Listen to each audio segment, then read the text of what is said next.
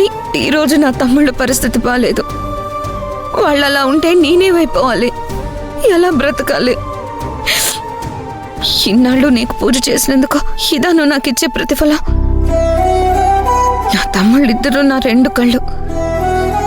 కానీ ఇవాళ వాళ్ళిద్దరూ దూరం అయిపోయి శత్రువులాగా మాట్లాడుకుంటుంటే తట్టుకోలేకపోతున్నానయ్యా. మాకీ కష్టాలన్నీ తీరేదెప్పుడు? నా తమ్ముళ్ళు మళ్ళీ కలిసేదెప్పుడు?